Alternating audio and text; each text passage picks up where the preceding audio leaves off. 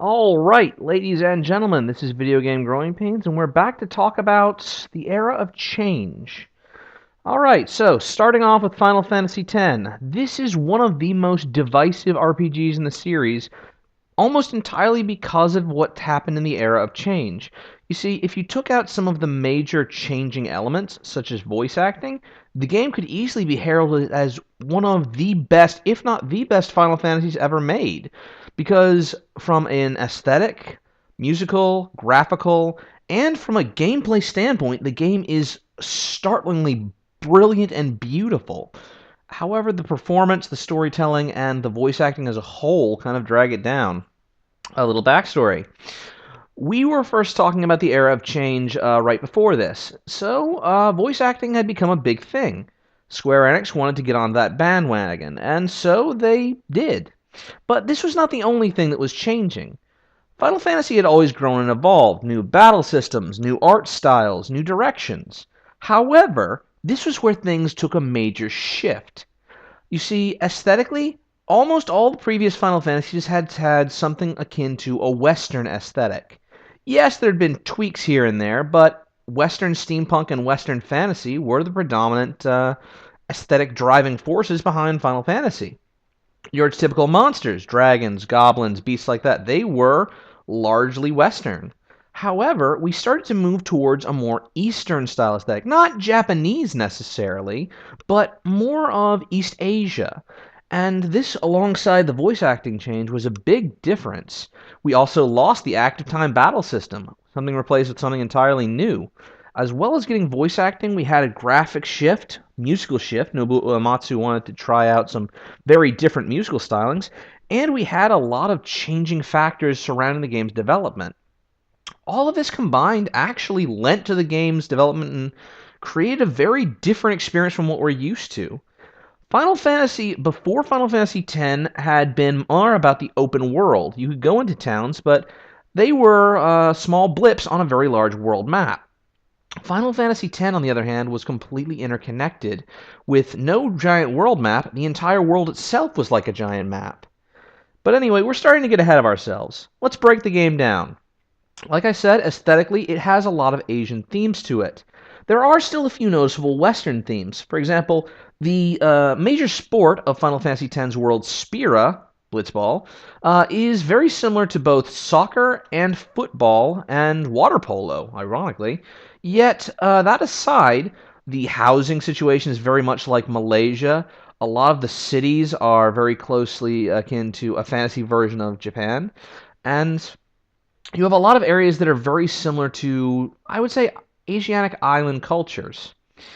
The the aesthetic of the characters is, strictly speaking, Tetsuya Nomura all the way through, from the belt skirt of Lulu to the strange water polo shorts of Titus, our main character, to the unusual hairstylings.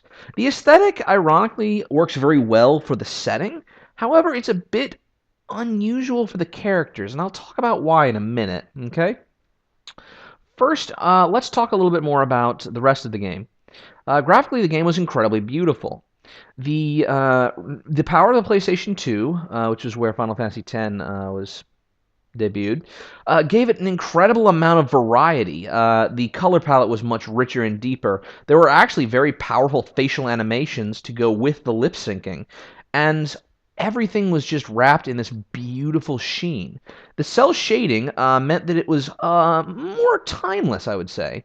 Yeah, it looks a little dated now compared to when it debuted, but it still has a very aesthetically pleasing quality, unlike the blocky polygons of Final Fantasy VII. Moving on from graphics, Nobuo Uematsu's score has always been very evocative and very emotional, but it stuck to classic orchestral tracks and powerful instrumental pieces. However, we got a hard-rocking metal score for certain parts of the game. Yes, we still got a lot of the powerful, moving orchestral pieces, some of the very deep instrumentals. However, the big vocal track of the game is a heavy metal rock theme. And surprisingly, it actually gets the game pumped quite well. It really does give you a feeling of change, of difference, but also a feeling of impending disaster and that you are the one fighting it. It really works well for the game. I'm saving gameplay for last because it is the best part of the game, but let's talk story. This is where things get possibly good, but also really stupid. The story centers around two characters, Titus and Yuna. Yuna is a summoner. She is able to create and call forth mystic beasts from sacred altars dotted around the world. Yuna's goal is to defeat the gigantic monstrosity Sin, and everyone around her wants to protect her because defeating Sin means that there is a period of calm where Sin is not around and monsters do not roam the earth. However, this only lasts a few years to decades at most before it reappears. And this is actually one of the big driving points is a pilgrimage. Yuna is on a holy quest. Titus, on the other hand, is actually more of a secondary character. Though we see the world through his eyes, he is basically a witness. He is there to settle his own business, but the story is about Yuna. Titus tells us this is his story, and in many ways this is quite clever, because it is our story seen through his eyes. However, it is also at times a little obnoxious. Let me talk about the voice acting, and then we'll go back to story a little bit. The voice acting is not entirely bad. For a first attempt, Square Enix actually did quite well. A number of the voice actors hit their marks very well. Seymour Guado is distinct in how slimy he can be, but also how politically suave. If not for the ridiculous aesthetic, which I'll talk about, he could have very easily gone from either good guy to bad guy. The main cast consists of a few good voice actors. The character for Lulu's voice actor, Oren's voice actor, and Kimari's voice actor are all very grounded, very emotional, very strong-willed characters. Yuna is a bit naive, but her voice actress carries her very well. The real issues with a lot of fans with the series are Titus and Waka. Waka is based on sort of the Jamaican accent and goes with the like, "Yeah, man, how's it going?" Whereas Titus comes across often as quite whiny. "I'm the star of this game." It can be a little off-putting. Honestly, I do think that Titus grows on you as time goes on, and you start to see his character grow. And it does. However, there is one scene I would be remiss to not talk about. So I'm just gonna put something here for a minute.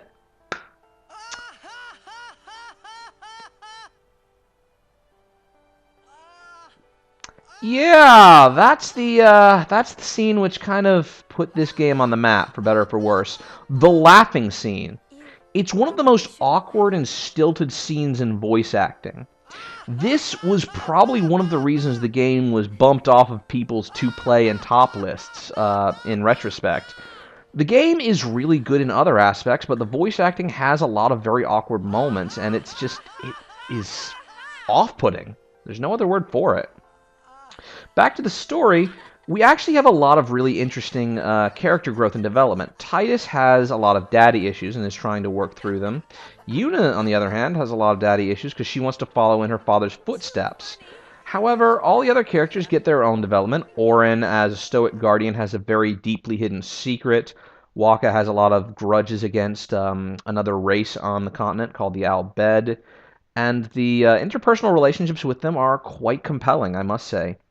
Speaking of the world, there is a fully formed set of different cultures, the Guado, the Ronso, the Standard Humans. What I love most about the game's world, though, are the addition of the Al-Bed. The Al-Bed are very much like techno-hipsters. They create and manage steampunk machines in a world where religion says machinery is bad. However, what I love about the Al-Bed is they have their own language, which you see in subtitles. The game does not translate these, unless you get some translation tools in the game. You can actually learn how to speak Al-Bed and see the game through a new perspective. This leads to a lot of replayability, and it makes the world feel much more natural and fleshed out. Now, getting back to the characters in the story, the characters come across Sin, destroying things, and become very dedicated to the destruction of it.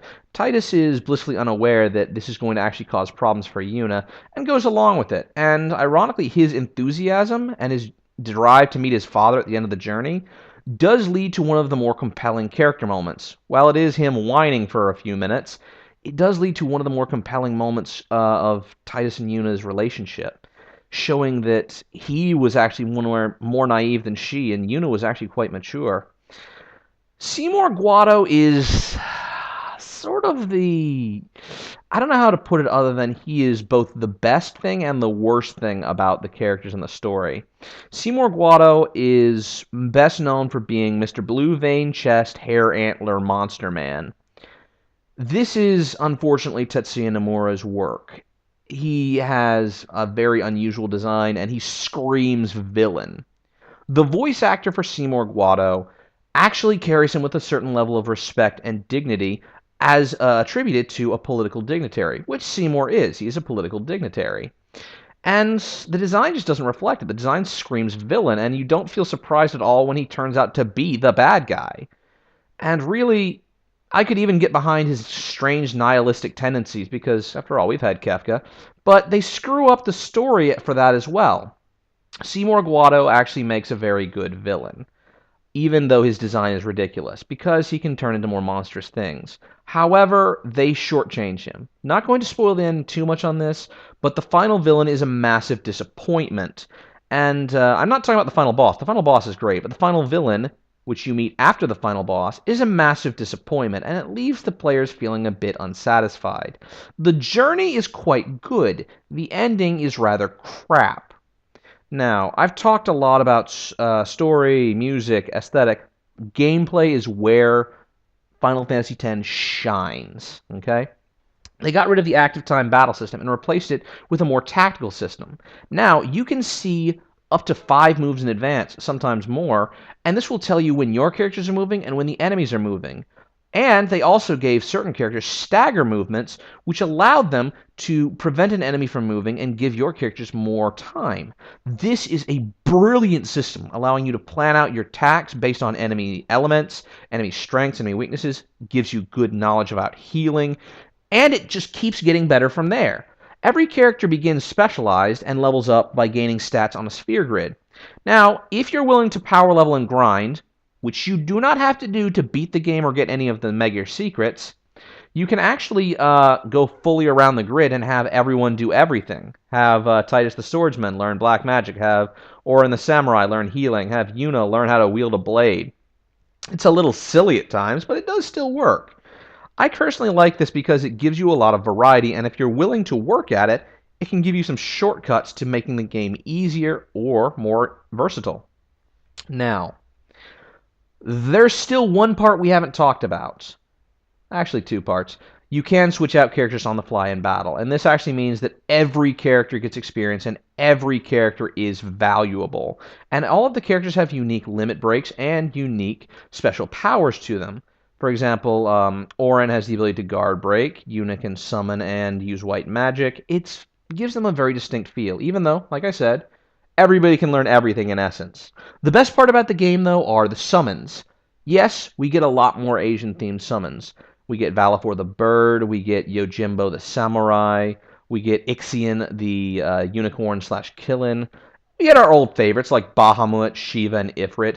But the best part about the game, summons are not one-off spells. Summons become you. You can control summons like your party.